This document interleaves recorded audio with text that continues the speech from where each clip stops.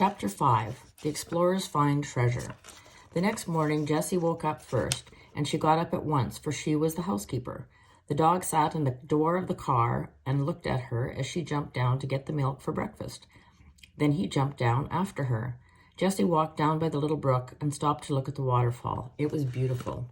"I must look in the refrigerator," she said with a laugh. It was a funny refrigerator. There was a rock behind the waterfall, and the night before, Jessie had put the 2 bottles of milk in a hole in this rock. Now she took out the bottles and found that the milk was very cold. "Is it good?" called Benny, who sat in the car door. "It is delicious," cried Jessie. "It is cold, too." She got up into the car with the milk and sat down beside Benny. Then the 4 children drank the milk for breakfast. Henry said, "Today I'll go to town and try to get some work to do. I can cut grass or work in a garden or something. Then we'll have something besides milk for breakfast." He washed his hands and face and started out. "I'm so glad you have a dog, Jessie," he said. "Goodbye, I'll be back at noon." The children looked after Henry, and then they looked at Jessie. "What are we going to do now, Jessie?" Benny asked his sister. "Well, Benny," answered Jessie, "we'll go exploring and look for treasures. We'll begin here at the car and look until we find a dump." "What's a dump?" asked Benny. "Oh, Benny," said Violet, "you know what a dump is. Old tin cans and old dishes and bottles." "Are old tin cans and dishes treasures?" Benny wanted to know.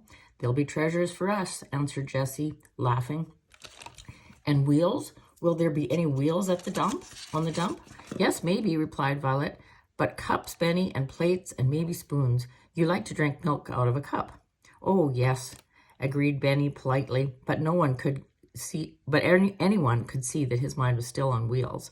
The explorers started walking down the old rusty tracks, with Watch hopping along on 3 legs. The other paw, still tied up with Jessie's handkerchief, was held off the ground. But the dog looked very happy. He liked these kind children. They all walked along the woods, looking this way and that, and after a while, an old track came into the sun, and the explorers found that they were on top of a hill. They could look down and see the town below them. "Henry is down there," said Jessie. Benny was walking along behind his 2 sisters. Suddenly he cried happily, "Look, Jessie, there's a treasure, a wheel." The girls looked where he was pointing, and they saw a big dump with many old bottles and tin cans on it. There were also wheels and cups. Indeed, there were dishes of all kinds. "Oh, Benny," cried Jessie, "you saw the treasures first. What should we do without you?" Here they are looking through the dump through all their find some treasures. Violet ran over to the dump. "There's a white pitcher, Jessie," she cried. Jessie looked at it. It was all right, with only one small crack. "And here's a white cup, too," she said happily. "Can you use a teapot, Jessie?" asked Benny. "Yes, indeed," she replied. "We can put water in it. I have found 2 cups and a bowl. Let's look for spoons, too."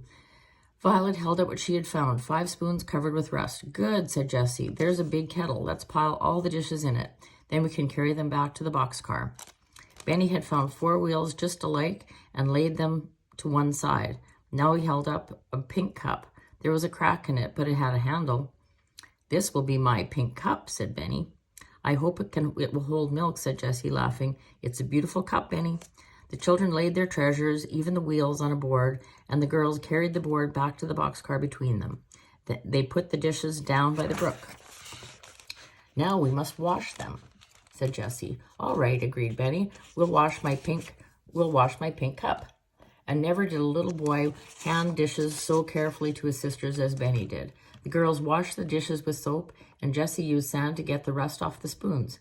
"There," she said, washing the last shining spoon. "How fine they look, but I'm afraid they aren't clean enough to eat from. They still aren't clean enough to eat from. When Henry comes, we'll get him to build a fire. Then we can have hot water to rinse them. Then they will be very clean." She sat back and admired the dishes. Suddenly Violet cried, "Oh, I know where to put them. Come and see what I found in the car last night." Both girls looked in at the door. "Look on the door on the other side of the car," said Violet. All Jessie saw were 2 pieces of wood nailed to a closed door of the car, but she knew at once what was in Violet's mind. She ran to get the board they had carried from the dump and laid it carefully across the 2 pieces of wood. It made a fine shelf for the dishes. There, said Jessie. The children could hardly wait to put the shining dishes on the shelf. Let's put them on now, said Violet, and see how they look, without waiting to rinse them. When they were on the shelf, Violet picked some white and yellow flowers and put them in a cup full of water in the middle of the shelf. There, said Jessie, stepping back to look at it. You said there 3 times, remarked Benny happily. Does look kind of cute. So I did, replied Jessie, laughing, and I'm going to say it again. She pointed to the woods and said, there. Henry was coming through the woods, and he carried many funny-looking bundles in his arms, but he would not open his bundles or tell what he had been doing until it was time for dinner.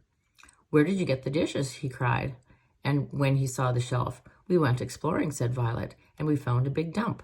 The children began telling him about their treasures. Benny told him about the tin cans and his pink cup and his wheels. Jessie took out the big kettle and asked him about building a fire. We want to use the dishes to eat from, she told him, and it's hard to get them clean in cold water. So Henry made a small fire in an open place where it would not burn anything. He put big stones all around it. We ought to have a fireplace, he remarked. Jessie cleaned the kettle with sand and filled it with water. Then Henry put it on the fire. Soon the water was boiling, and Jessie rinsed the dishes carefully. Now I know they're clean enough to eat from, she said happily. And that's the end of chapter 5.